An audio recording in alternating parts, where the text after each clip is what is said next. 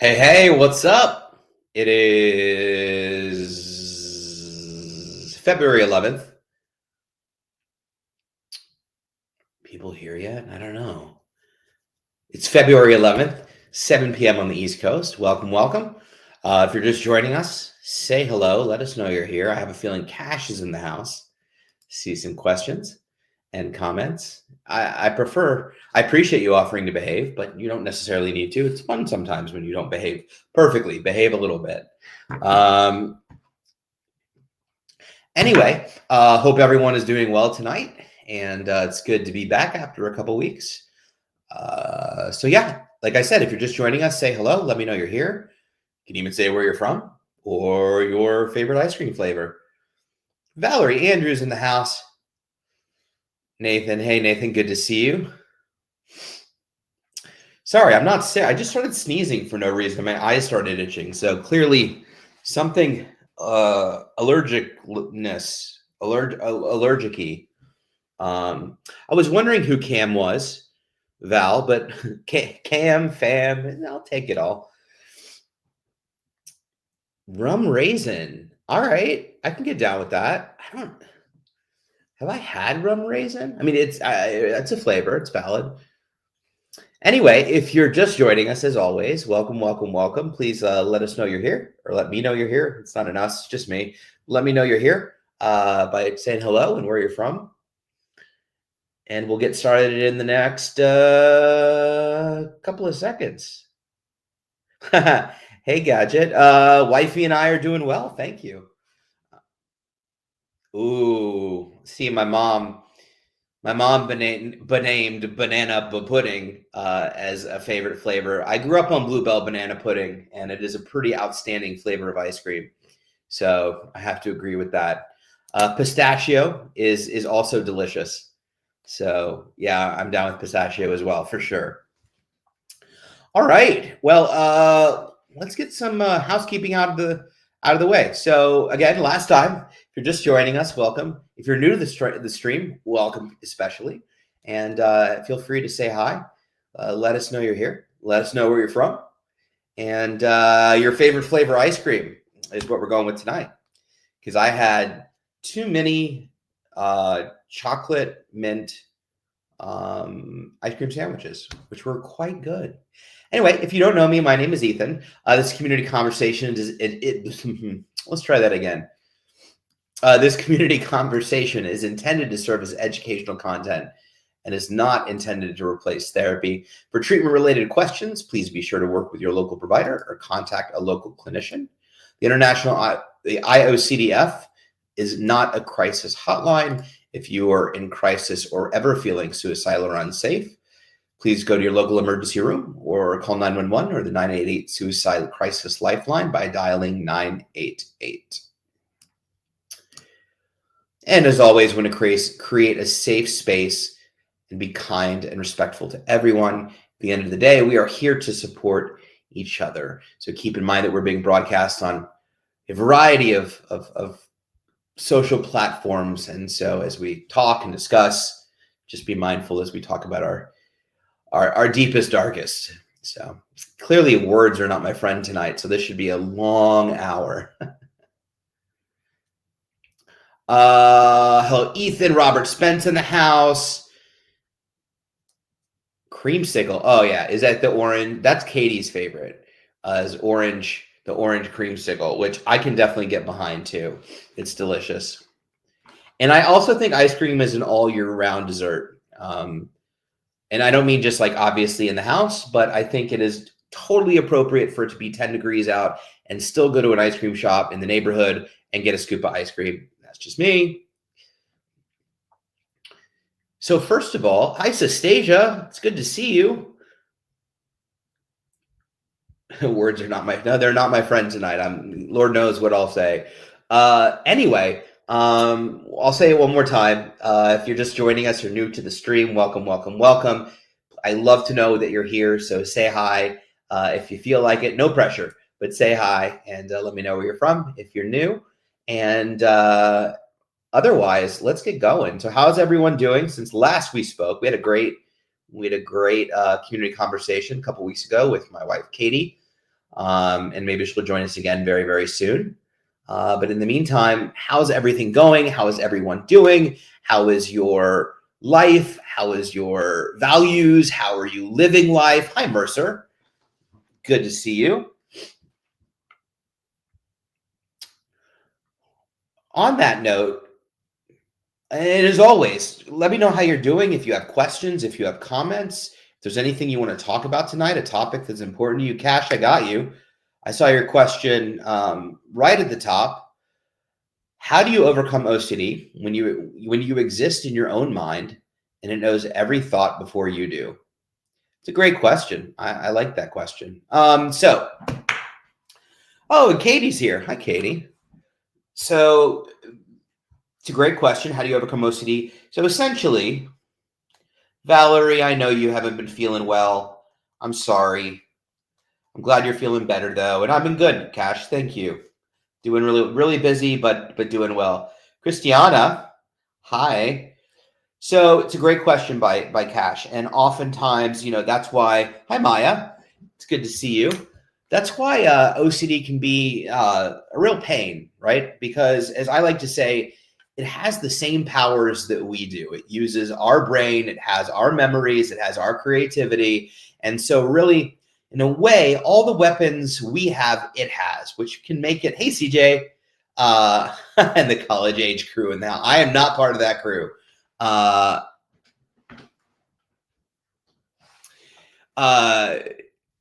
An interesting statement, Michael. I'd like to talk to that in a sec. I'm going to star you. So, there's reason to believe that, OCD can be a pain because, we are sharing our brain. The advantage that we have is twofold, or maybe even threefold. We'll start talking and see how many folds there are. First of all, we have access to treatment, which it does not have. And treatment tells us that one of the things we have to do is be willing to embrace uncertainty and be willing to be afraid and nervous and let that be okay.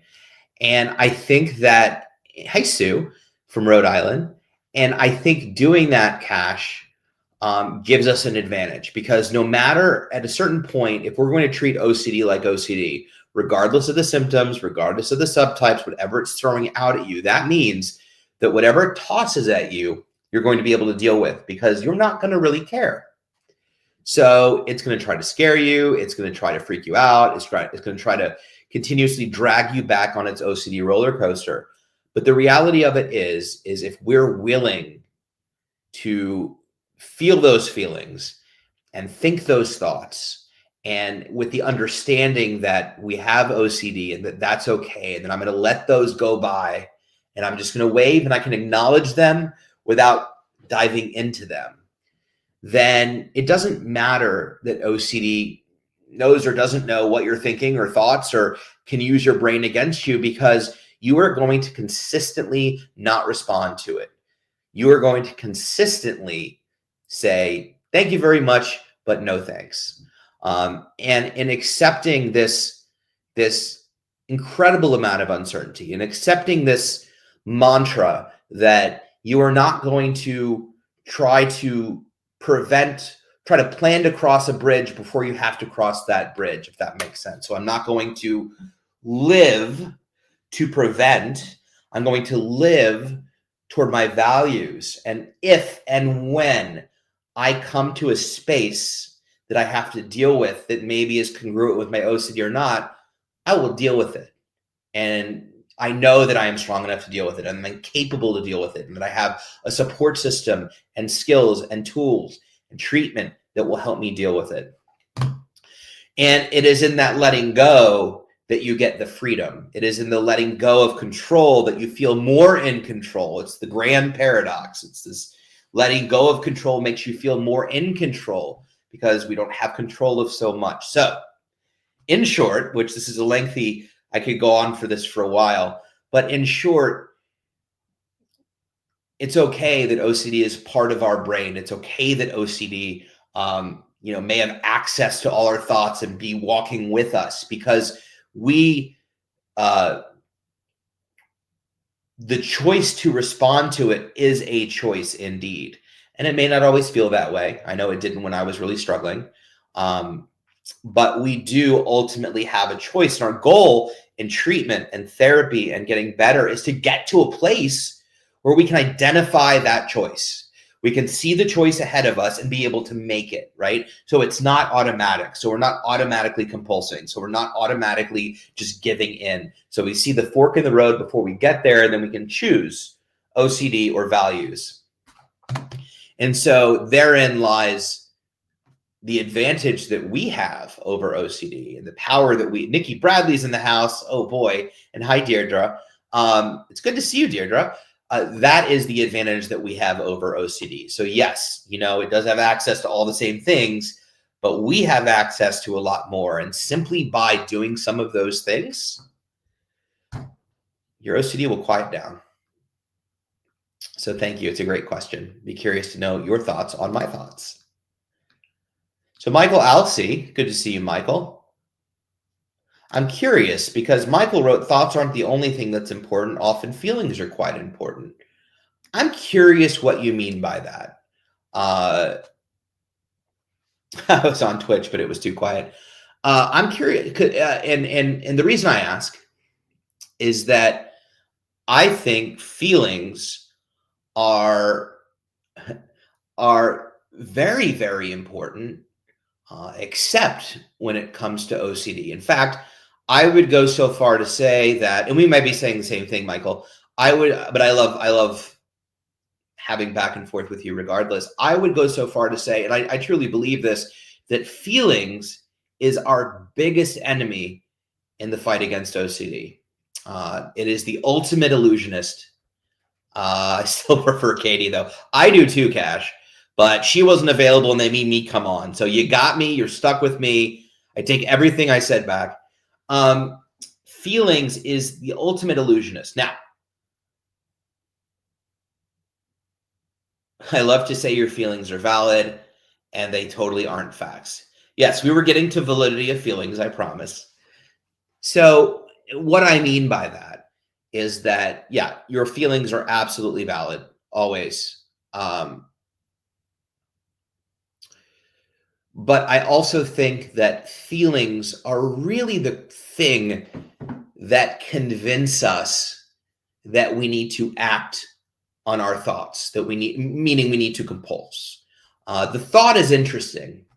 The feeling makes the thought seem real, gives the perception that the thought may be fact or may be true because we feel it, right? So, and if we feel it, well, it's one thing to think it, but if we also feel it, we have that feeling, I have that gut feeling, it's in my heart, then that's when OCD gets really convincing. So, yes, your feelings are always, always, always valid. Sorry, I was reading Katie's comment, which I'll read in a second. Your feelings are always, always, always valid, number one, first and foremost. But when it comes to OCD treatment, I want to be mindful of, and I hear you, Michael, not just the feeling of anxiety, but the feeling that a thought may be true. I'm not suggesting, that's why I said I didn't know where you were coming from, Michael, but it's a great point regardless, because this is where I got tripped up a lot because I felt it and therefore it must be true, right? We get gut feelings all the time. And sometimes they are true. So feeling the feeling, whether it's anxiety or just this gut that something's going to go wrong, so whatever it is, right? I feel we can get tripped up in the feelings very easily. I know I did. And so when I was able to detach myself from the feelings, meaning recognizing that my feelings were there, validating my feelings, but simultaneously making sure that I understood that feelings aren't facts and feelings didn't mean that my thoughts or my OCD thoughts had any more value to them, and not basing the success of treatment on my feelings. In other words, I can be winning at treatment and still feel shitty. And so I think feelings, In life, feelings are so crucial. They're so important. We put so much value on them, as we should. Feelings are love. We love to feel joy. It's all so beautiful. But OCD is where feelings can trip us up. So we always want to be mindful that how we feel is not actually, may not actually be the reality of what's going on. So we just want to acknowledge that. And I know, I figured we totally agreed, Michael, but it brought up a good point for me. So I know we're on the same page. Some people avoid feelings of sadness, anger, envy, or whatever else because they can feel threatening. Absolutely. I agree that not believing the illusion of anxiety spiral is very important. Now, I figured we were on the same page. So, but it did bring up a great point.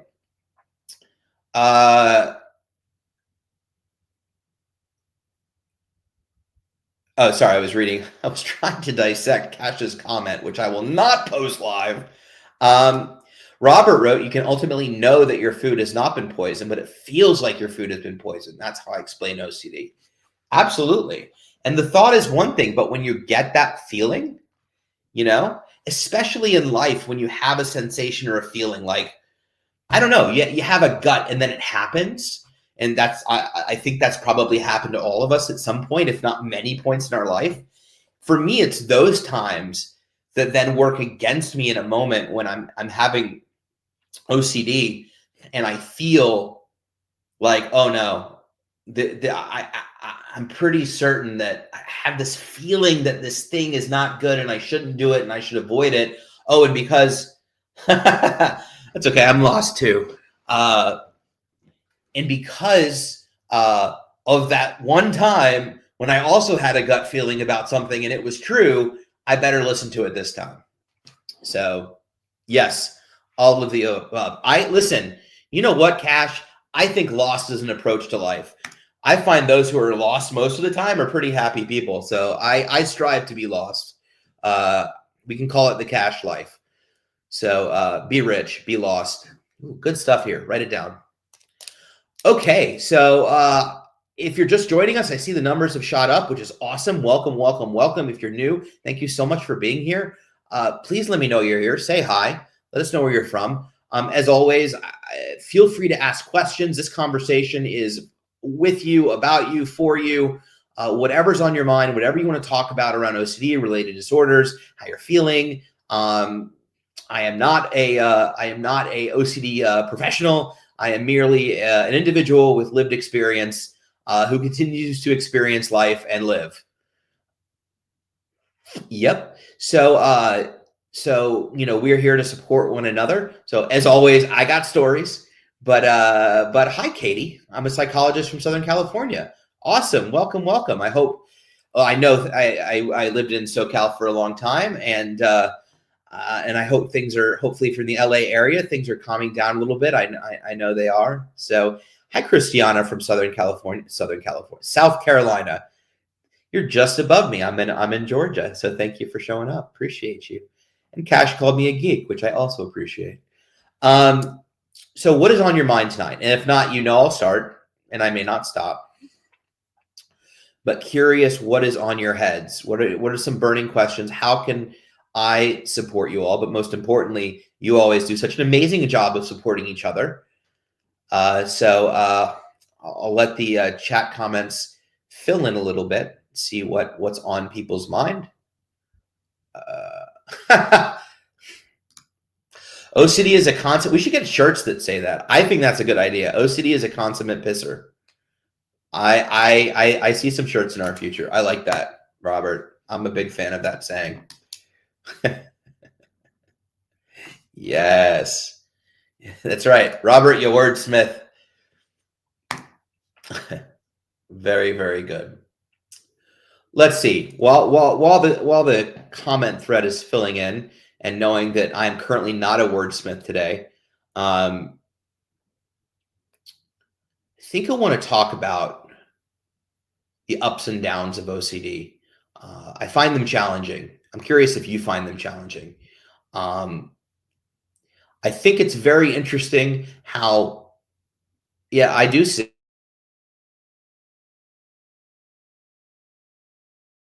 But then I saw CJ Horselover. Like, oh, okay, this is a sincere question. I'll answer that. I do sing. Well, I used to sing. I used to sing quite a bit and play the piano and musical theater and all that stuff, but I don't know. That's funny. We maybe we'll plan that. Katie and I did karaoke and wrote a song a couple years ago at during the conference where we sang a parody of "Grow for Me" from Little Shop of Horrors. And no, that's not right. Oh my gosh, Katie, are you still on? What song did we sing? My brain. So real quick, I was going to speak to you, but let's see what Sue wrote. Is someone with just right OCD and compulsions related to physical sensations as opposed to thoughts? Feeling itchy or needing symmetry. My feelings have always fueled my OCD. That makes a lot of sense. Absolutely. And I relate to some of the somatic physical sensations. I have that too. And if that's what you're referring to, you also mentioned symmetry and things like that. But if I notice my heart racing, or if I notice a weird pain or a palpitation or a twitch somewhere, that will definitely get me going. Although I do notice a lot of thoughts associated with those feelings as well.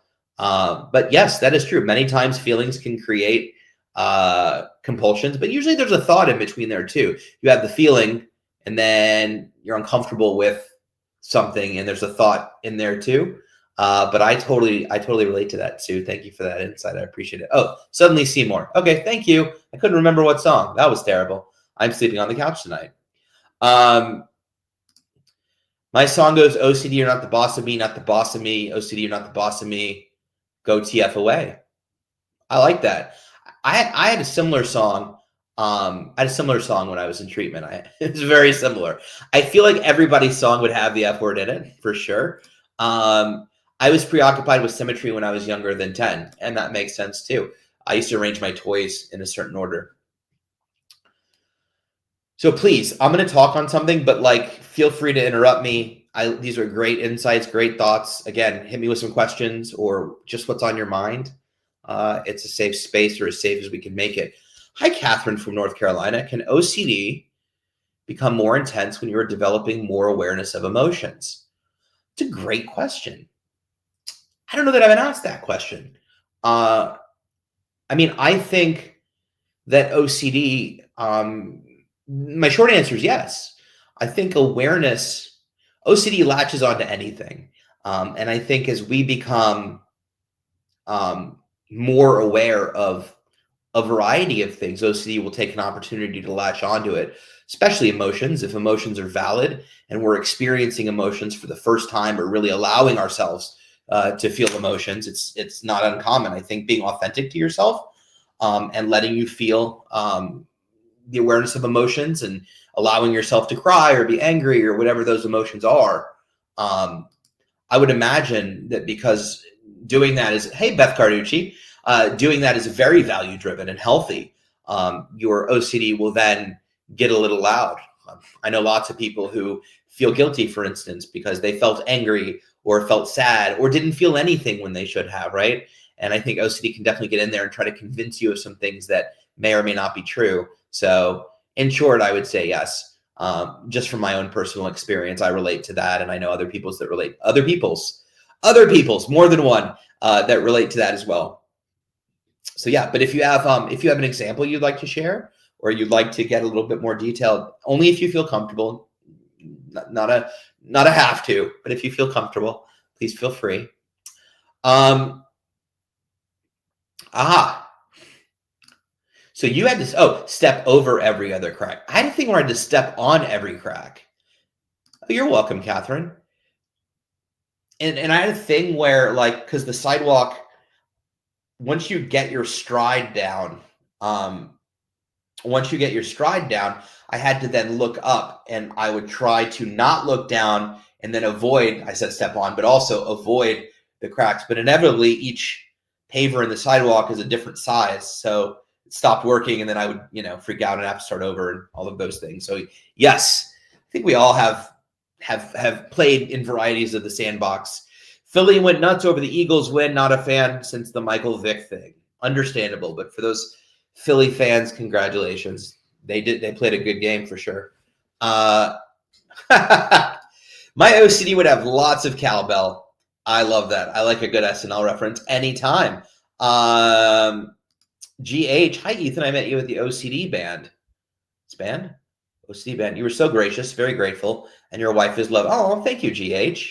I appreciate that. Very kind words. Thank you so much. I always find it interesting, the ups and downs of OCD. And again, feel free to fire questions at me. And the reason I say that is I will talk about the nature of OCD. That OCD is kind of this, right? Has its ups and has its downs. And that is sort of the behavior of OCD, right? So depending on life and stressors and whatever we have going on, OCD can and sometimes and often will react in turn. So if life is stressful, OCD tends to get louder. If life is more relaxed, sometimes OCD tends to get louder because it's out of routine. And if we're kind of doing our thing and staying in routine, at least for me, OCD tends to stay at bay pretty well. Now, I talk about this a lot.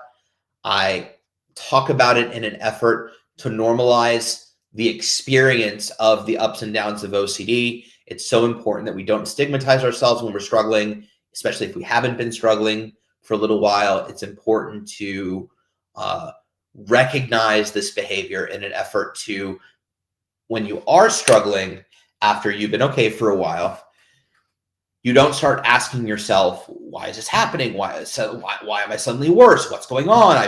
Everything was fine. And going into looking for the why. And I think, sorry, I was reading GH's comment. Sorry, we were sitting in a restaurant. My husband and I lost all my words when I meant, no. Oh, that's awesome. I remember that, actually. I totally remember that. You stopped that, Cash. Oh, is he as cute in real life? He is. He is.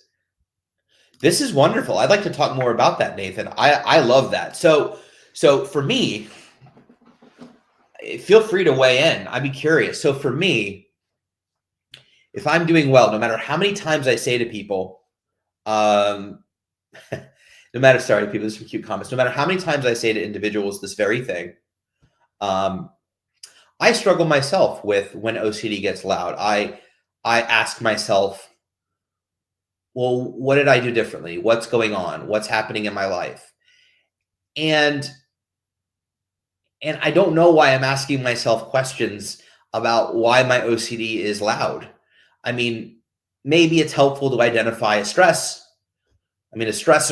or something going on with work, or something going on with life, or not as much to think about or too much to think about. Absolutely, Beth. But inevitably, I ask myself, gosh, why is this happening right now? And it's the same answer every time, which is I have OCD. That's it. That's the answer. And that's really the only answer I need to have. Like, yes, maybe there are other things going on or a perfect storm of events or blah, blah, blah, blah, blah, blah, blah.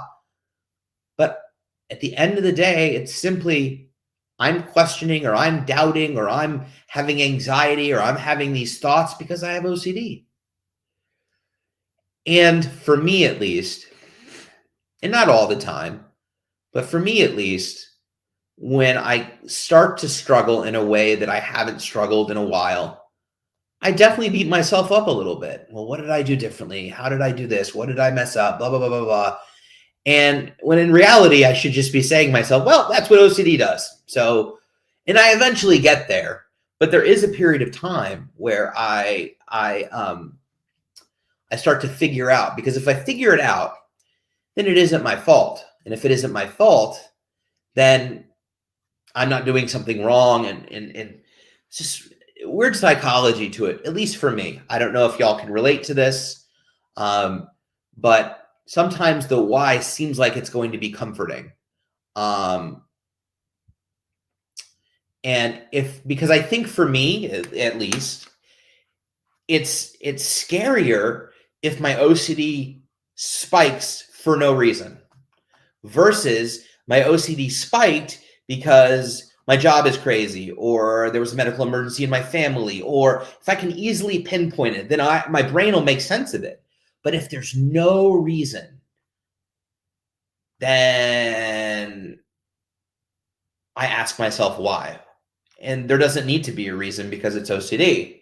So I'm talking in loops a little bit. But the gist of it is I struggle with that thought process. I struggle with this idea that there doesn't need to be a reason why something gets loud. It's OCD. And that's okay.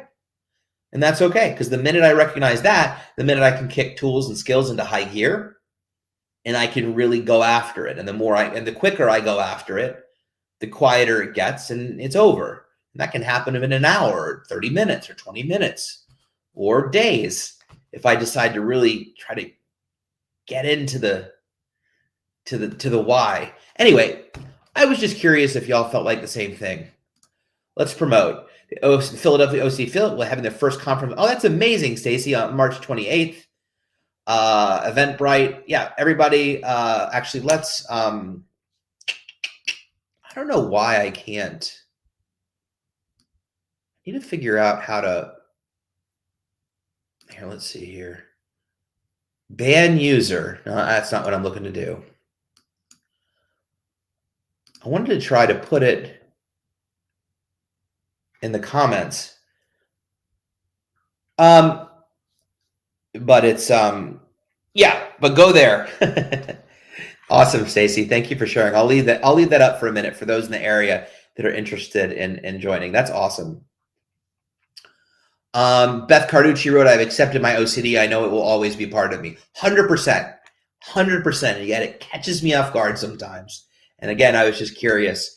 But no one's reassuring me and saying, yeah, I do that too. So whatever. Thanks for the support. Hope you feel the guilt. Thank you, Stacy, for letting us know, and congratulations. I think that's awesome. Catherine, how do you know the difference between your thoughts versus OCD? The age-old question. How do I know the difference? Wow, it's a big question. It's a really, really big question. It is a question that has boggled the minds of many of folks with OCD, for sure. So first of all, thoughts are thoughts, okay? So it's important to know that OCD thoughts are no different than anybody else's thoughts. Everybody has the same thoughts. And I know you're saying, oh, that's not true. I think some pretty dark stuff.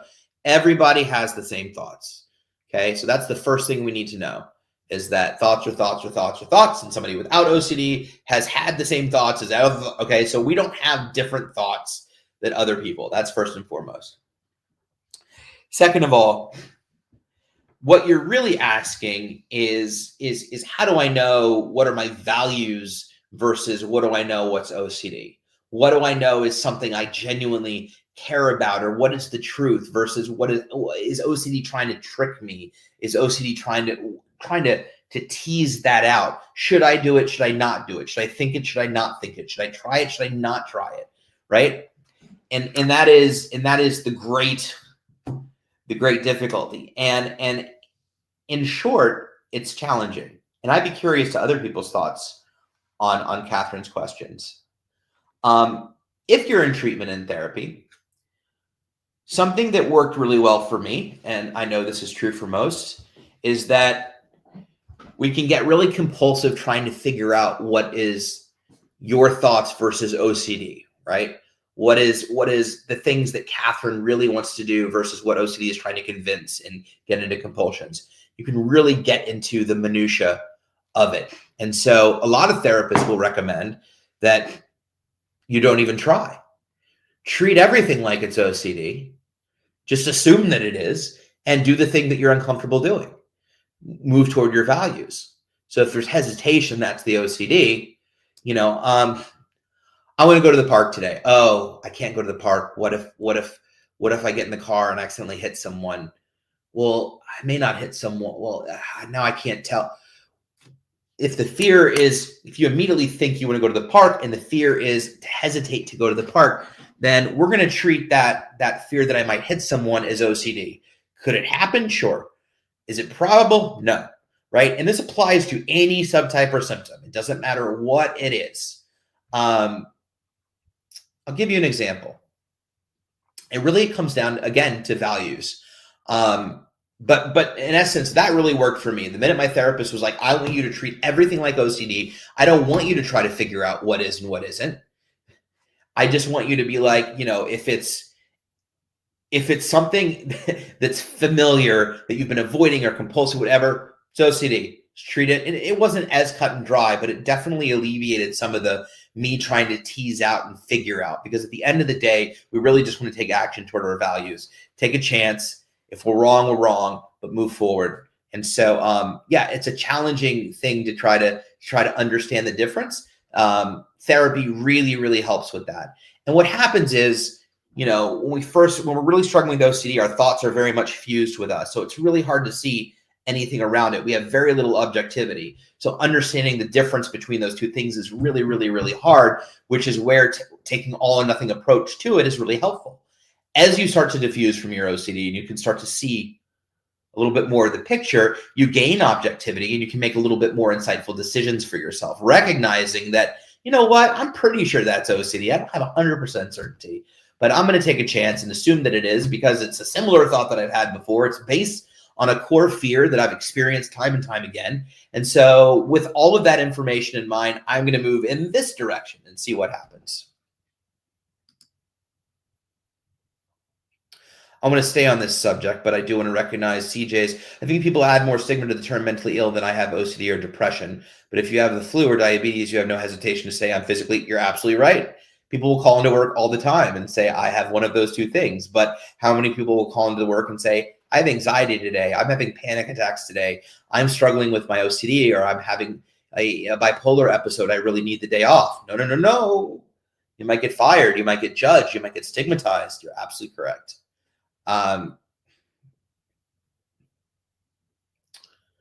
Where was I?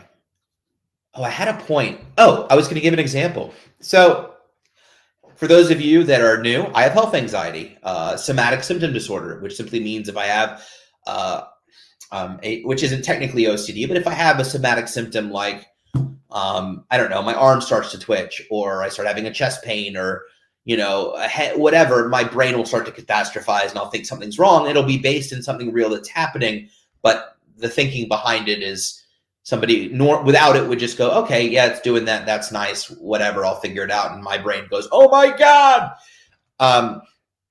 So this last week, there was a big convention that I wanted to go to with a friend, and leading up to it, I knew there was going to be thousands of people there. And I had a lot of hesitation because it was indoors and all this stuff's going around and I don't want it. I don't like to be sick. And I've gone to concerts and I've done everything, flown. I mean, I do everything. But for some reason, knowing that I was going to be really, wedged in with everybody for multiple hours, I was hesitant. And I think that's valid. I think we think about those things post-COVID. And I also thought about, I could wear a mask or not go at all. I knew, and this just comes with time and experience, but the OCD was the fear of getting sick to the point that would prevent me from going. Because pre-COVID, I would have gone and not thought about it. Flu season, not flu season, right? But post-COVID, it's a different world. We're trained to think of very different things. At least I'm very different. So to me, when the fear starts to impact the functionality and starts to derail something that I genuinely want to do, that's when I start to question its authenticity and whether it's value driven or not. So there were two thoughts happening simultaneously. One is I really want to go to this thing. And B is I really don't want to get sick. And that can be value driven too, right? But being able to sit there and go, okay, what would I have done before? What would I have done now? Kind of weighing the pros and cons, not mental review, not compulsing over it, but simply asking myself, what is it that I want to do? I want to go. Well, is it okay to be afraid to get sick? Sure. Is it okay to not want to get sick? Sure. Is it okay for Ethan to feel these feelings? And There is a chance I could, but be willing to put up with that risk because I don't want to miss out on things that I care about because I did that for 31 years and I'm not interested in doing that anymore. And that's when it starts to become really evident through this cognitive breakdown of what's an OCD thought or health anxiety or whatever you want to call it, and what's a value-driven thought. So I went and I had a good time. So far so good. It was Saturday. I think I'm okay. I don't know. But the point is, as you get better, as you develop skills and tools, you start to see the clarity of the things. But ultimately, trying to figure out an obsessive thought from a thought OCD from your values and thoughts can really get you in the weeds with it. And I would suggest, obviously working with an expert and a professional that can help you, understand your OCD symptoms and your OCD subtypes to help you understand that OCD is OCD, meaning we all have it. We may manifest and show up in different ways, but it is ultimately treated the same. And help us identify what's important to us, what we're missing out on, and how to move forward. And ultimately, I think that's how I would deal with that. But you're not alone. I question these things all the time. How can I support a loved one who might be struggling with OCD? Does talking about their thoughts help? Great question. Let me just see something real quick.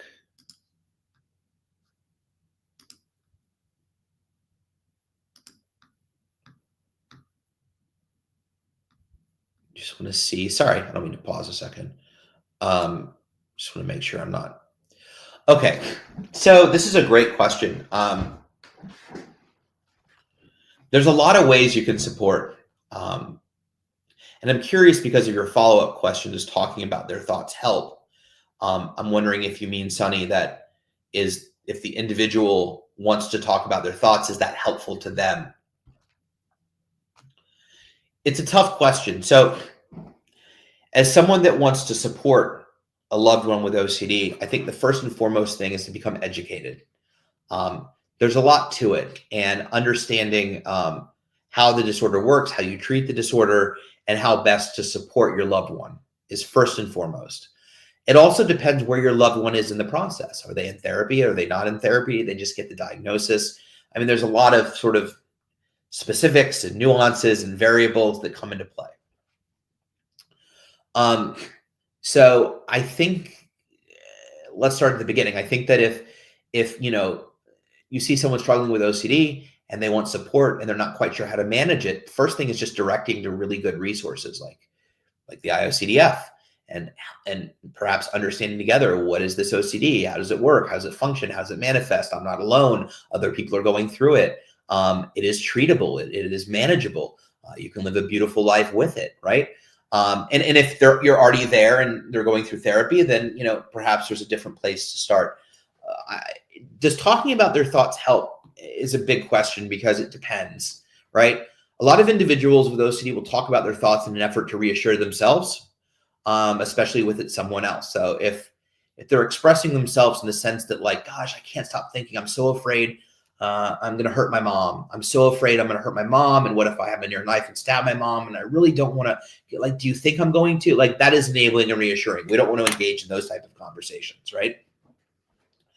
So there's lots of manifestations of reassurance seeking and enabling, and verbal reassurance seeking and verbal sometimes just verbalizing a thought makes you feel better, and can be compulsive. And I'm not saying all the time these are not black and white answers, but just some insights. Now, as far as supporting someone, there are healthy ways to express that you're struggling, or that that you're having loud, intrusive thoughts.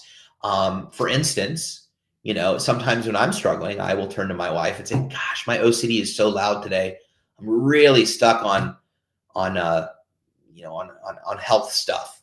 Keep it vague, not get into the weeds, not get into the content, frame it like an observation, right? That kind of conversation is okay in my mind. And then you can support that individual by saying, wow, thank you for sharing. That's great how you phrased it and saw it, and think about that. And that's really healthy. And, I'm here with you, and I got you, and let's get into something fun. Let's get into something doing. let's do something. Let's get into something and do something fun. Yeah, where you get into trouble is where it becomes reassurance seeking. And OCD is really manipulative. It's really good at manipulating. So, and it's really good at not only manipulating others, but manipulating those of us that have it. And we don't even know we're doing it. So we may think we're doing something good, and really, we're asking for all the reassurance in the world. So that's why I started out by saying it's best to, make sure everybody's on the same page. Where are they in their OCD process with diagnosis, treatment, etc.? If they're in treatment, can you go to treatment with them? Get involved. It's a family disorder. It's a friend disorder. I brought my friends to treatment. My family came. It's really important, and you can all get on the same page. The one thing I want to, urge against is guessing. I think that a lot of times as loved ones, we feel responsible to figure it out with our loved ones that have OCD. And in reality, there's lots of answers to how to approach it. You don't have to do it alone. Loved ones, family, friends, mothers, fathers, parents, significant others, brothers, siblings, right? You need oftentimes just as much therapy and support as the individual with OCD, because you've been living with it, and OCD has been sort of dictating what your life should look like. My parents weren't married to themselves. They were married to my OCD until I got better. And that is the case for so many. So, that is my initial advice. But it's specifically about talking about thoughts. My initial inclination is to say probably not helpful because it's reassurance seeking, though I wouldn't emphatically say that because I don't know exactly, the circumstances and the context in which you're talking about. But hopefully that gave you some insight, Sunny. Thank you. All right. Thank you, Teresa. I always try to figure out the why. Like you said, guess we don't need a waste emergency on that. Exactly. It grabs me every time, and I eventually get around to I guess it doesn't matter, but it was worth talking about. GH, can you speak to compulsively checking or ruminating when it comes to health anxiety, doubts about doctors, tests? Yeah, absolutely. It's my wheelhouse. It's challenging. There's lots of OCD, that are. Anybody who has an OCD subtype, let me rephrase this. Like I said, words are not my friends tonight, so I apologize.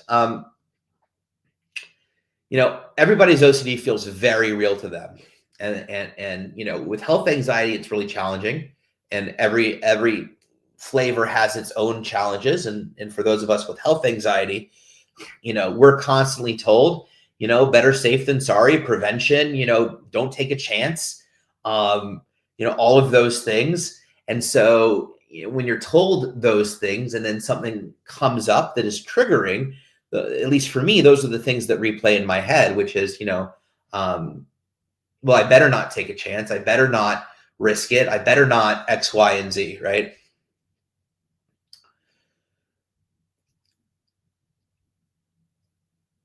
And especially when you're hearing that from professionals. I think for me, and health anxiety is challenging. It really is. And for those of you that don't know or you're new, last year I had a health scare. And so, things got really loud and really scary. And it was a valid, very real health scare.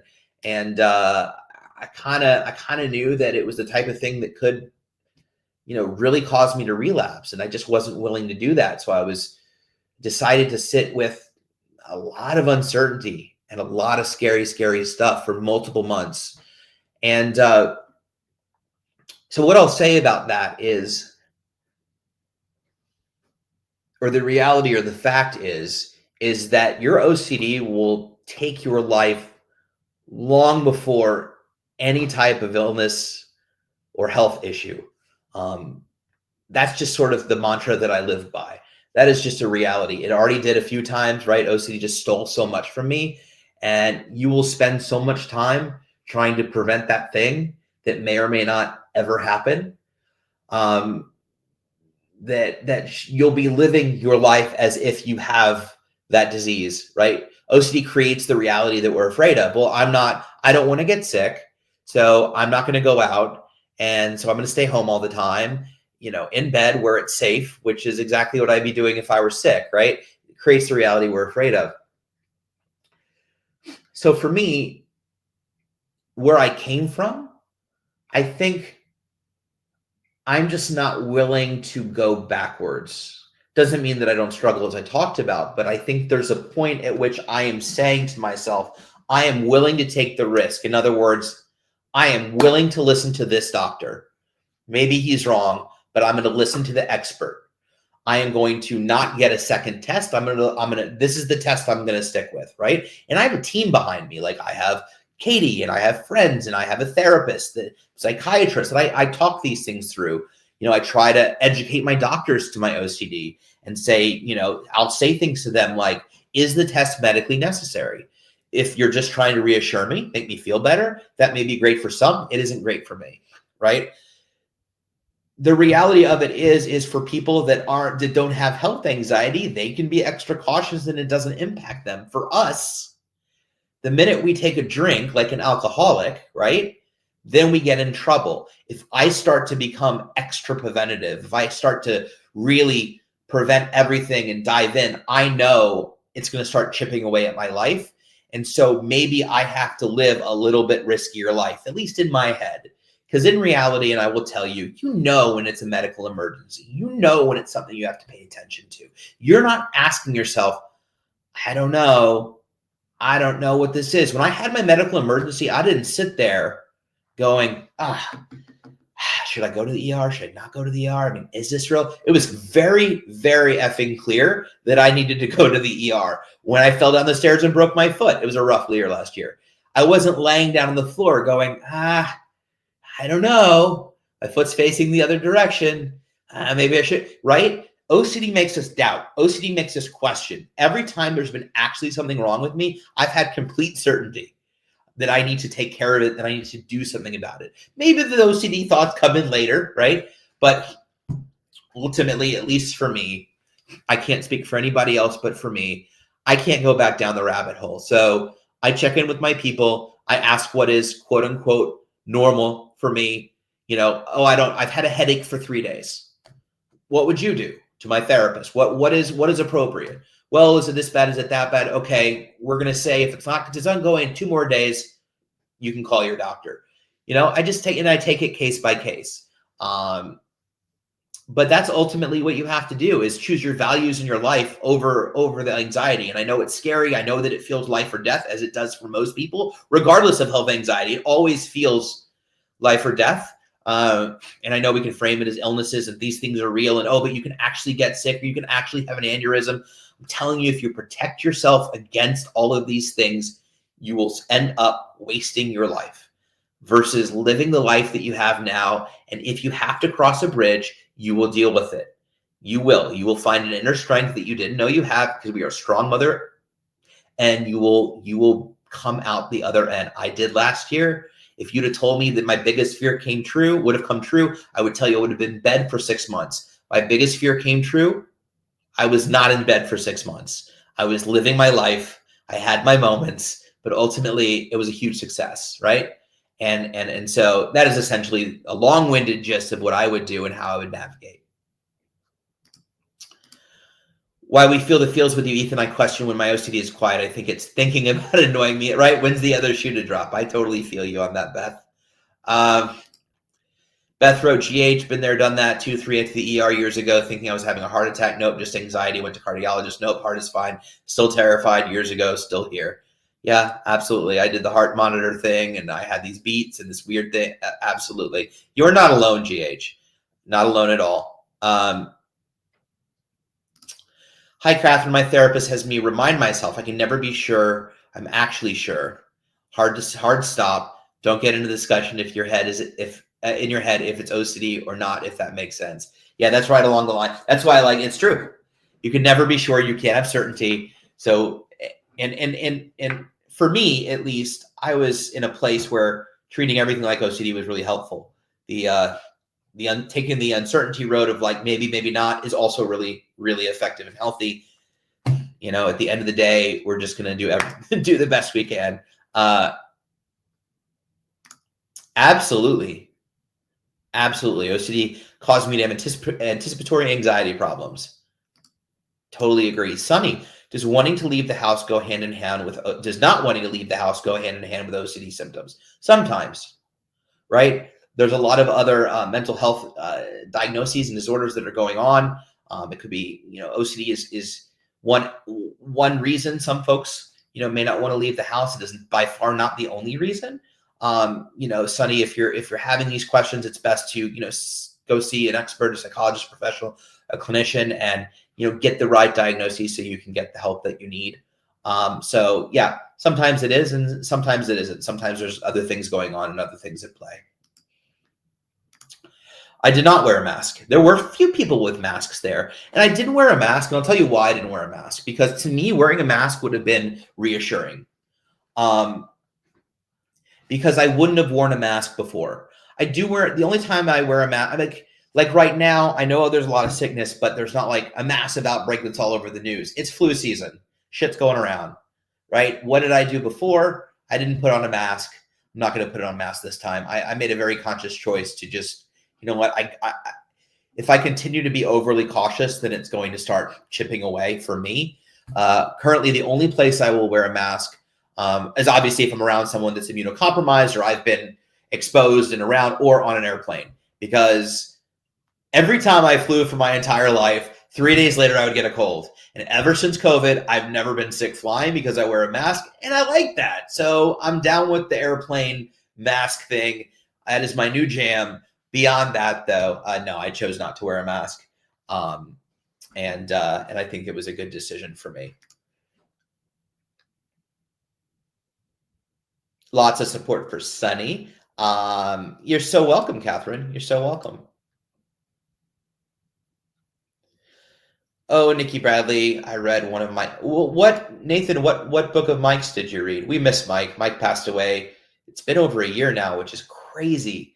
But an amazing dear friend, an amazing man, and we all wouldn't be here. The IOCDF wouldn't be here without Mike. So I miss him tons. Just an awesome human. Do not self-harm and not suicidal anymore, but not happy. That's a tough place to be. I get that. And I think a lot of people do, right?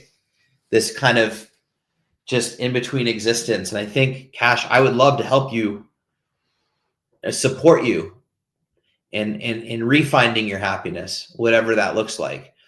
You're a funny dude. I love that you're always here and always supporting us and always keeping on your toes. And, and I also wonder, how we can support you. So, we're here. Feel free to ask a question. If there's anything we can do, you can email the IOCDF. We got your back, Cash. Absolutely, Beth. OC is like a bully who shows up every day to annoy and scare you. And just like in school, if you react to the bully keeps bullying. If you cry, if you get upset, then the bully wins. The minute you beat the bully to the punch, which is essentially ERP. I've said this analogy the last 14 years, but it's always true. You take the power away from the bully can no longer bully you. You tell OCD that you're not afraid of what it's saying. It's eventually going to stop saying it because you're not reacting. You're not compulsing. You're not giving into OCD. You're telling OCD, I don't care what you say. Oh, yeah, that sounds really scary. Thank you for that. I'm going to go over here now and do my thing. And I honestly think I was in middle school. I got made fun of my weight. I got bullied and I cried and I got upset and I got scared every time. And I truly believe that if I beat that bully to the punch, if I saw the bully coming and go, hey, it's me, the fat guy, fattest dude in school. What's up, man? You better hope I don't sit on your mom because that was totally inappropriate, but you get where I'm going with it. The point, I don't know why that came out. I will now be canceled. This is my last stream. I want to thank the IOCDF for having me. No, but could you imagine if I did that? The bully's going to be like, what? You're taking all my good lines, right? I truly believe that if I did that every time the bully came over to me, he would just be like, this guy's crazy. I'm walking away. And we know that works with OCD. So love the bully analogy. Thank you, Beth, for sending me on a tangent. I appreciate you. That's right. If you act like you're ignoring it, it will not be so into bothering you. You can, as Kim Quinlan always says, you can invite it in. Just don't serve it tea, right? We don't want to try to stop it. We're allowed to acknowledge that it's there and then be like, that's nice. I got other things to do.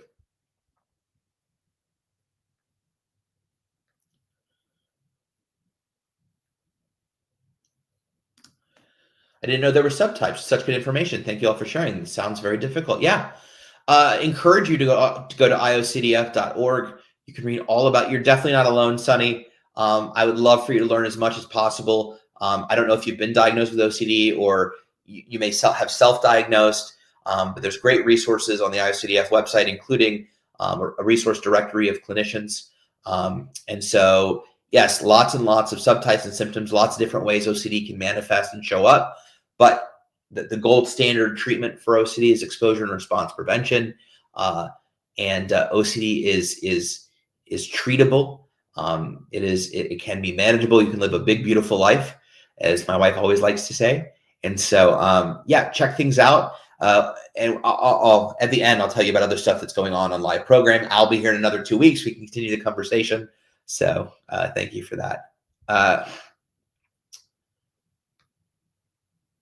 Oh, here we go. Mom, I know we're a little bit over, but my mom wrote something. I would tell Ethan to lean into his values and not let him manipulate me into engaging the OCD with him. Went to lots of therapy and learned how to help him and realize his OCD was not ours. Always told him to use his skills and tools, but no point in ever getting angry with him. It was a team effort, but so worth it. Give love, but be firm with family members with OCD. Be compassionate. Good advice, Mom. Good advice. GH. So part of my ERP is not discussing my fears and doubts with my loved ones. For me, just saying my fears out loud works like reassurance. And yeah, that's what I was touching on before. So exactly. But it's nuanced, right? Like I said, there's different ways to say it. It's different for everybody, but that is generally the case, for sure. Can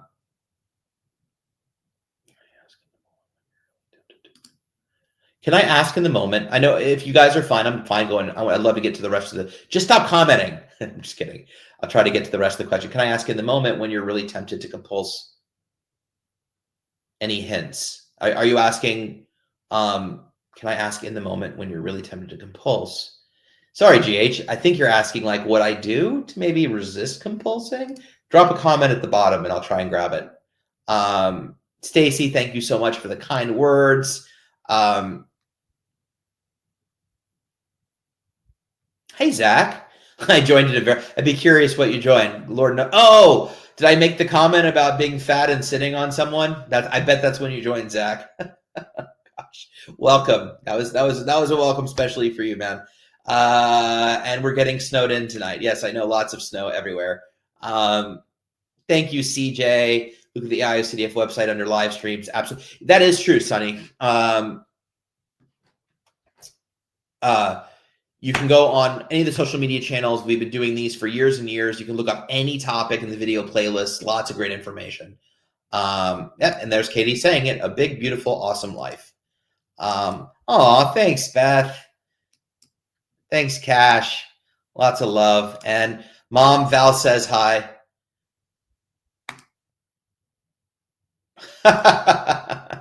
Ethan's mom has got it going on. Yes, she does. She's special. She's special. Mom got a lot of love tonight. Love it. Okay. That seems to GH. Here we go. Okay, this will be our last question. Any hints to stop yourself from compulsing? Yeah, for sure. So this doesn't apply to everyone, so I don't know how helpful it is, but for me, I simply go, gosh, do I want to end up back in a psychiatric hospital with OCD? No, I don't. Okay, I'm not going to compulse. That seems to be pretty effective for me. But at the end of the day, I think some tried and true methods are,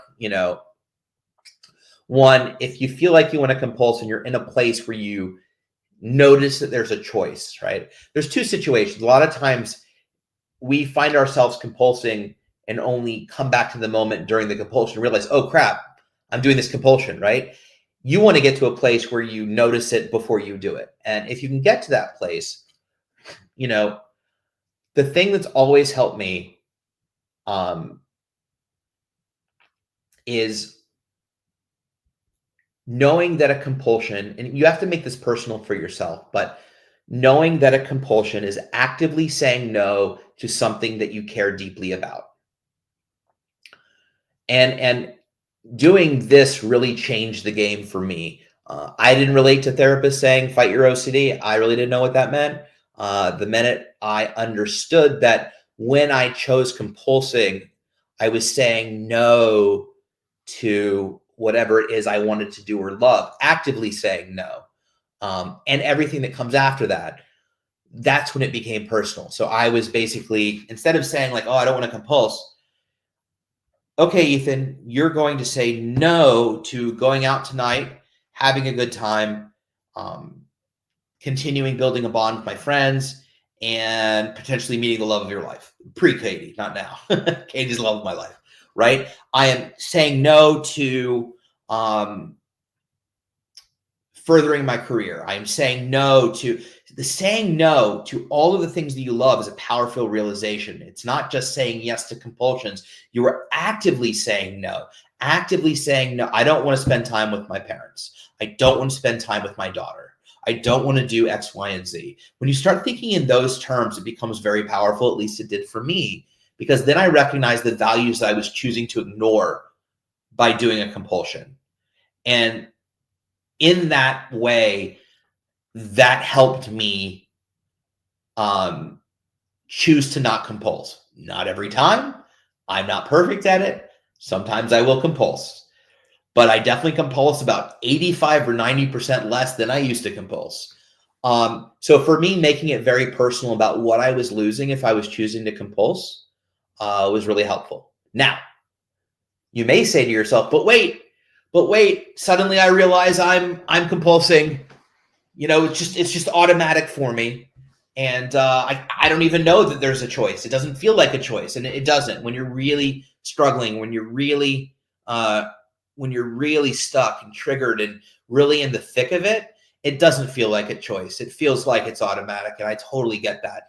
So whenever I say that compulsing is a choice, I say it with a lot of love, a lot of compassion, a lot of understanding, because I know it's not easy.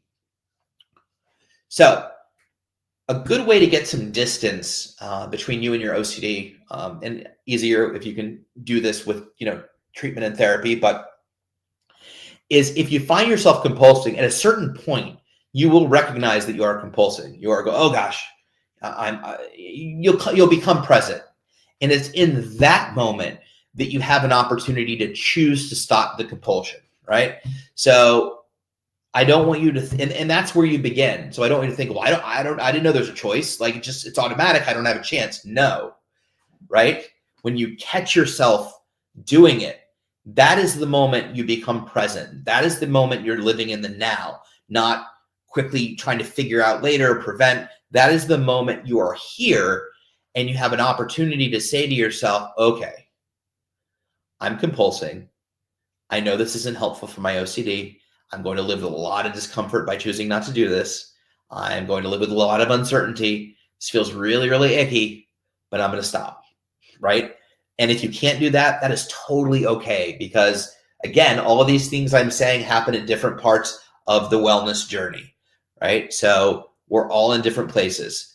But GH, something that works for me is, even if I catch myself doing it, that's a great opportunity to notice it and then move away from it and back off. And that is a huge win.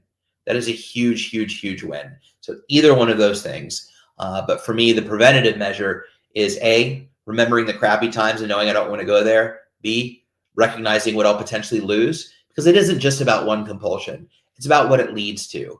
Because one compulsion is another compulsion, it's another compulsion, it's another compulsion, right? And it can lead down a very slippery slope. And so why start?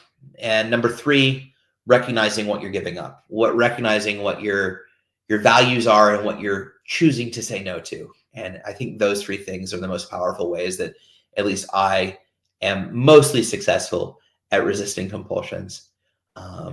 So with that, what a great night. Thank you so much for coming out. Stay tuned. I'll tell you what's going on in the schedule. First of all, since I run this stream alone, I'd like to thank me for being here and supporting myself. I keep thinking about Zach, and I can only imagine when he came in, I was making that comment about the bullying, because that's the only thing I could have said when he said I came in at a weird time. It makes me laugh. I'm sorry.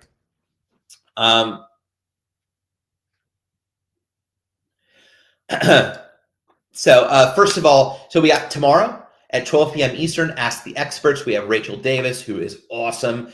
Go in, ask your question. She's amazing. Thursday is a research roundtable at 12 p.m. It's OCD in the Family Part 2.